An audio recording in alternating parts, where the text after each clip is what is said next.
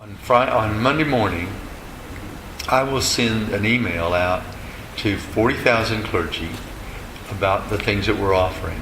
Now, to get through all the spam filters of all across the nation and get it so that it's read and not deleted immediately, you got to know about you need to know about the internet, you need to know how to deal with all the technology, all the spam filters. I have had to put together a whole technology system to make that work. To know everything from how to design an email that'll really be read, to how to send it out so that it won't be stopped by a spam filter. And then the flip side of that is then how to teach a church, because the pastor needs to know how to do that. They may not be mailing out to 40,000 people, but they do need to know how to use Facebook.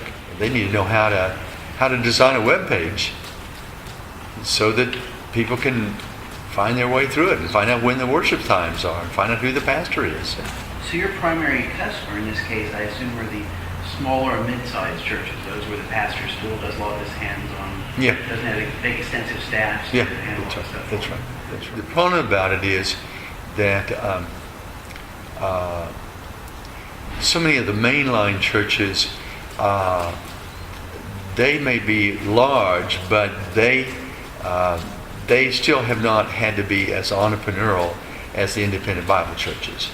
And so they don't have an expert. I'm dealing with a church in Orlando that has a communications director. And so she's dealing with everything, but she's the communication director. Well, a lot of large churches didn't think about that. They thought, well, I need someone to type the newsletter. Yeah. You need somebody who understands how the newsletter needs to fit with the website, which it needs to fit with Facebook.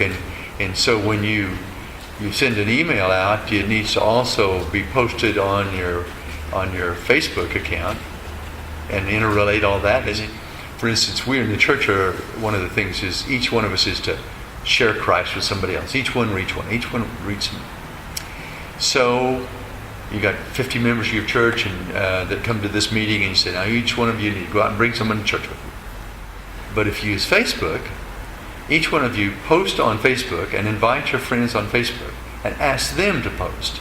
So you have 50 friends, and those 50 friends post just one time to 50 more.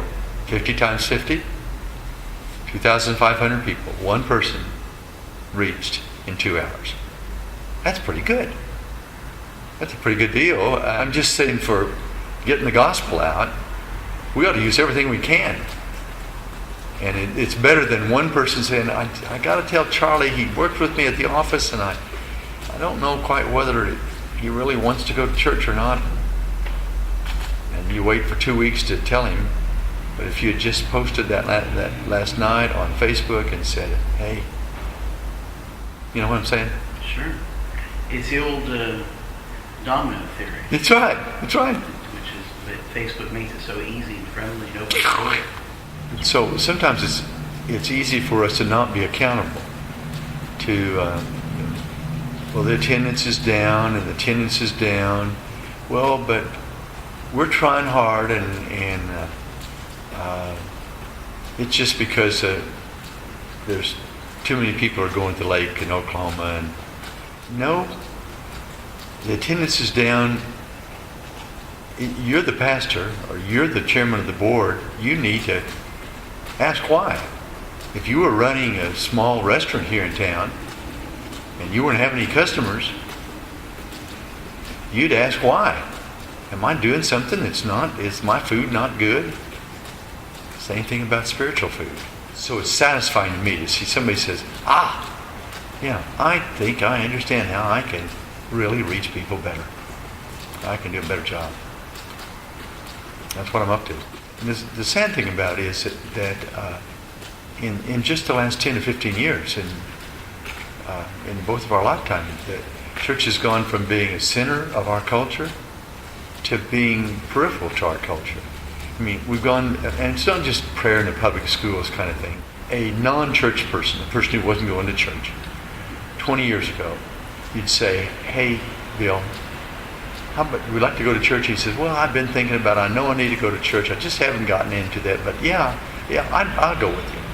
You ask the same 28-year-old now, they say, hey, no, I'm not into that stuff. You know, there's too much hypocrisy. Those church people, they're just out for your money. And they're all hypocritical. And I mean, we changed cultures. Yeah. And so today, you've got to have new skills because that culture has significantly changed.